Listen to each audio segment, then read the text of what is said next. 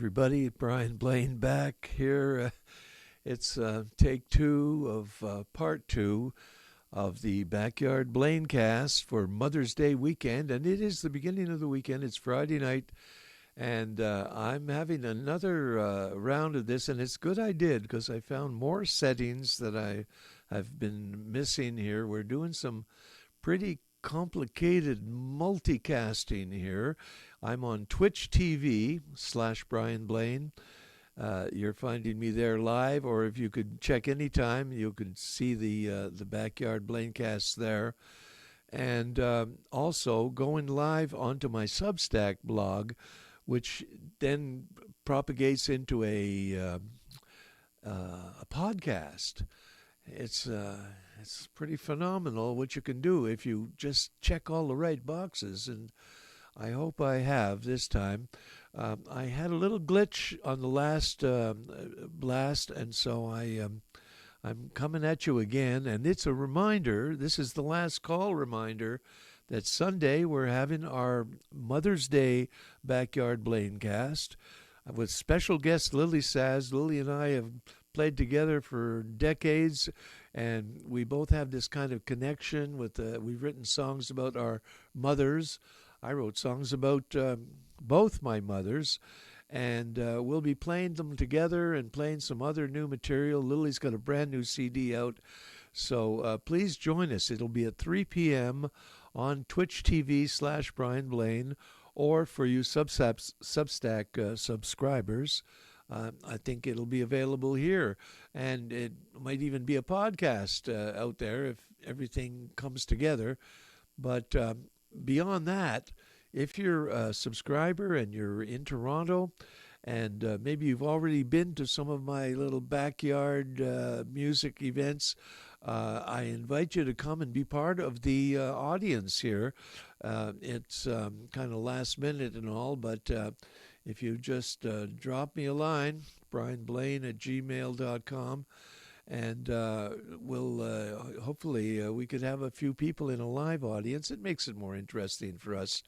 And there might be some additional musicians as well. I got a few people that, everybody's kind of loose about it, and nobody is looser about it than me. So it always kind of works out. We have some a great music event, and nice to be able to capture it and transmit it to people that maybe aren't living around the corner. And we'll get it going. I'm hoping every Sunday we'll be able to do something. And getting back to the previous one, a couple of days ago, I did put up a Blaincast, and my special guest was Doc MacLean. And with the part with Doc kind of got interrupted halfway through, and so now I'm here with part two of Doc MacLean, talking a bit about his days on the road. We talked a bit about touring and the challenges, and way more challenges for folks that are just starting out these days. But with Doc, he took the bull by the horns, and he's toured all over the world, and he's put more miles on him than anybody I know. And we had talked a bit about his early days getting out on the road, him and Colin Linden going down south and tracking down these old blues guys.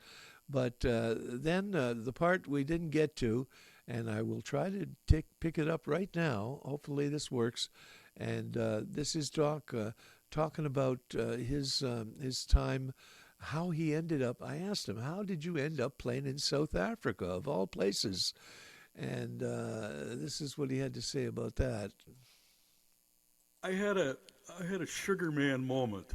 If any of your listeners remember Searching for Sugar Man. Yeah. Well, I had just seen that picture. A friend of mine who ran a club out on Prince Edward Island had sat me down after the gig one day and showed me this movie, and I was, moved by it. And a couple of weeks later, my phone rang, and it's a guy in Durban, and he says, are you the guy that wrote Angola Prison Rodeo? I said, well, yes, sir, I am. He said, well, we've been playing that record down here for quite a while. We wondered if you'd like to come down and play. And so they had a festival gig there, International Blues Festival, and it was pretty exciting to get the offer. I might have just blown them off if I hadn't seen the movie first, but there it was, and I got this little chill down my arms. You know, I thought, yeah, I want to go. I said, can I play anywhere else? And he said, oh yeah, sure, doesn't matter to us. So I booked 80 shows in 90 days across Wow. Greater Southern Africa. Well, he gave you a list or something? No, I got on and I found out where to play. Oh. You know, that's the miracle of the modern world, is that this digital age can enable us to do a very traditional art form over such a vast territory now and connect with our people.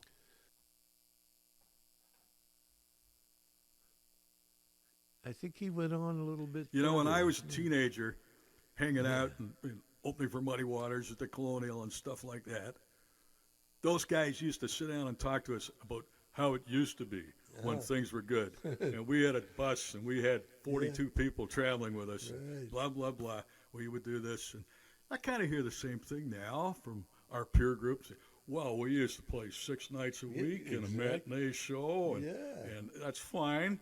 And I say, well, you know, I used to play one-nighters, like all the way across the country. And now, you know, what do you do? What's next? How do you manage? What's the next thing to keep your art alive, to keep connected to an audience, to keep the music alive? Different ways of delivering it in different times. We're not selling beer anymore. So what pays for this? Who pays for it? Does anybody pay for it? The new paradigm is definitely more local. Local music is becoming the go-to everywhere. You have a little club, And you got 20 friends? and 20 friends you got come a gig. down, Yeah. and there's a gig there, but it's not touring artists. It's not viable for touring artists to spend petrol to get from one city to the next city and find a place to stay and get fed and still pay your bills at the end of the day, because after expenses, we still have to pay our bills like everybody else in the world. They're crying. Visa is crying. The credit cards are backed up, saying, you know, you bought petrol. Are you going to pay for it now? But yeah, I am. I got a door deal coming up in Bronco Sprite. I'm sure I'm going to make a fortune. I've actually learned how to play very loud in Ireland. You know, I'm used to putting a show across, but Ireland is loud. There's no question about it. Yeah. It's not Rowdy. it's not that they don't love you. It's that it's that big all the time. So you got to come in equipped to hammer through that noise. It's not going to settle down for you. You're going to surf on top of it. And it's alcohol driven, which we don't see here anymore. Well, you see, pubs, your local is very important in Ireland, UK, and most of the locals have music, live music. So live music is really important to the culture there. It's pervasive. And blues fits in nicely. Well, blues is, you know, it's the afterthought in some ways, blues and jazz and roots music, roots singer-songwriters. Trad is the main thing. Oh, yeah. But, you know, Irish trad is the melody to the blues. I mean, when we had music coming out of the early Americas that formed the blues, a mixture of West African music and music that came from Ireland and the UK, the ballads and things. A lot of times when I hear a ballad singer in Ireland, I feel like I'm in a blues club. I'm hearing a blues. I'm not hearing an Irish traditional song. Man. There's a lot of similarities, and I feel. I mean, I do work in West Africa now quite a bit, so I feel like I've been to both the roots of the blues in a sense. You know, That is the you roots. can't really That's you the can't deep- really make pronouncements. You can just have feelings about it. And my feeling about it when I go to Ireland is I feel very much at home, and I'm very fortunate. I get to play all but one festival in Ireland, and I'm working on them. Next year. Wow. Rory, get me there. I guess Rory is the director of one of those festivals in Ireland. and Doc is leaving in a few days to head off to the UK, and from there he says he's going to be gone for 3 months, man. Now that is a touring artist, a rarity these days, I must say.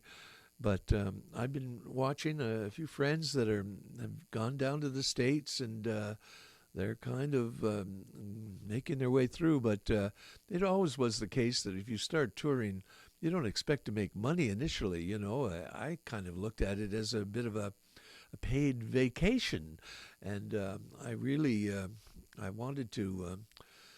Well, I'm going to play a song about my European touring experience, but before that, I want to remind everybody that Doc wrote. He puts up these Facebook posts every once in a while, and they're pure poetry. He's got his own writing style, and over the last few years, I've included some of his stories in the Maple Blues newsletter, and Maple Blues News at TorontoBluesSociety.com. That's where you can you view it or download it. And this month's issue has his story about South Africa. And I don't know if it was one club in particular, but it's, I tell you, it's quite colorful adventures of Doc MacLean in South Africa. Check it out. And at the same time, I wrote a story about my time with the Campfire Jam. That's something that I started not long after I arrived in Toronto in 1990. I was always looking forward to playing with different people. Unlike most musicians who would, want to kind of get together with the same people and rehearse and have a band and play together, I was always more keen about meeting different musicians, playing with different people, and changing it up a lot. And that Campfire Jam concept worked very well for me. And we've done it over, since the mid 90s. And I wrote up the kind of the history of the Campfire Jam because on the 31st of May, it is going to be the Toronto Blues Society's Jam of the Month. And it will be my Campfire Jam, which is at the Rivoli on a Sunday afternoon. That's May 31st, Sunday afternoon, 3 to 6. And it's always a great magical musical event. I love it. And never know quite what's going to happen. But I hope you can make it down to that. And check out at TorontoBluesSociety.com. If you don't already get that in your inbox, then please check it out. And go for it. Subscribe to the Toronto Blues Society, and you'll get it every month. And it's worthwhile. You get a lot of discounts. They're already putting tickets up on sale for the Women's Blues Review. And if you're a member, that's half your membership gets covered by the discount you'll get from the Women's Blues Review tickets or other TBS event tickets. So back to the touring thing, though. When I went to Europe the first time it was an oddity. It was I went with a bunch of the Jazz Festival folks. That wasn't a Brian Blain tour. But after that, I connected with my friend Butch Coulter, who lived in Dresden. And Butch had me up, and we did a few gigs as a duo. And I guess it was a year or two later, he called me and he said, look, I'm on a tour with Kathy McDonald, and the guitar player here is he's an Italian guy. He's kind of cherry picking the gigs. He can do this one, but he can't do that one. And I told Kathy you could do it. So get your ass up here to Frankfurt, Germany.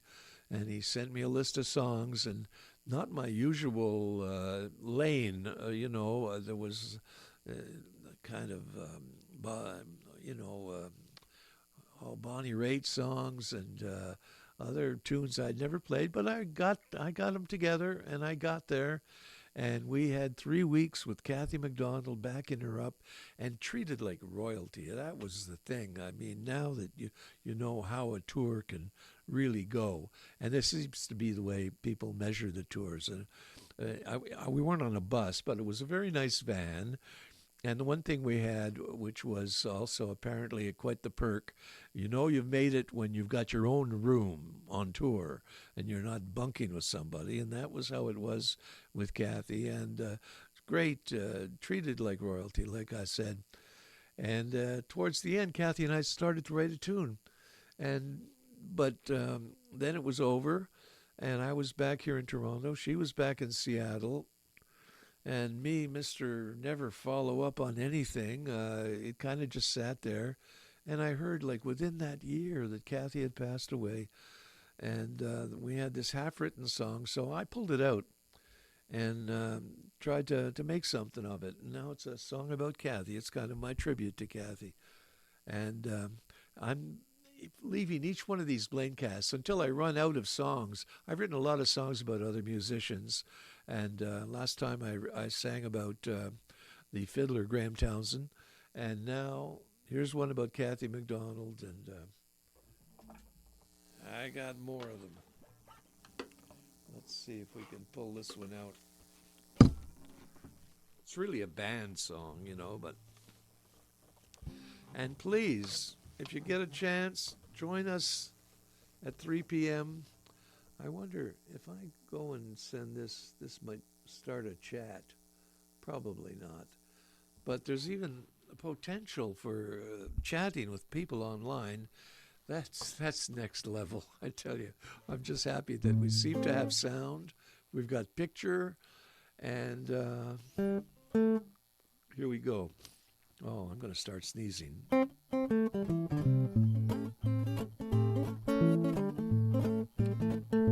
She was only 19 when she hooked up with Ike and Tina.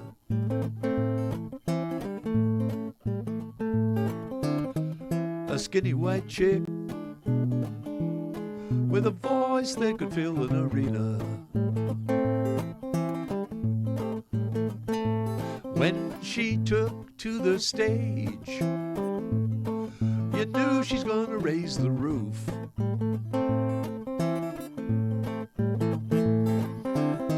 And everybody in the band thought she was bulletproof.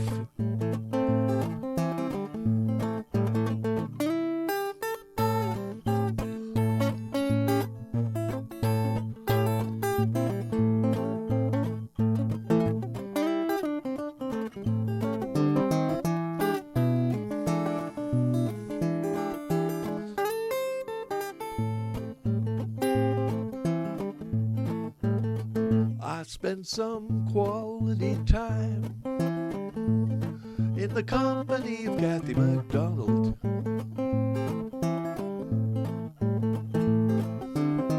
That's Kathy with an eye for adventure and occasional trouble.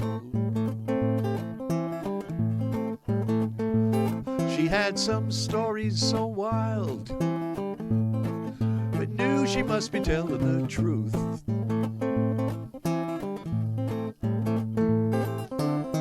She was a real straight shooter, and we thought she was bulletproof.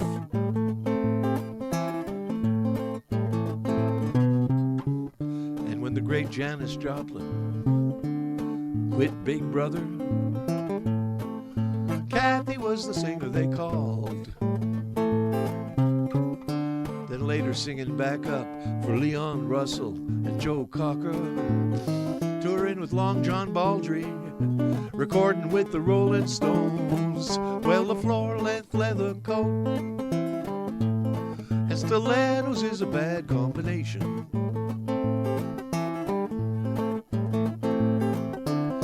When you're running for a train in some old European train station. Well, Kathy tripped a few times, but she bounced back just like a youth.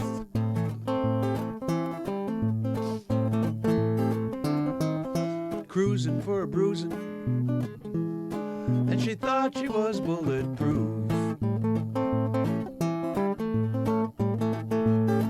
She was cruising for a bruising, And she thought she was bullet, thought she was bullet, thought she was bullet Peru.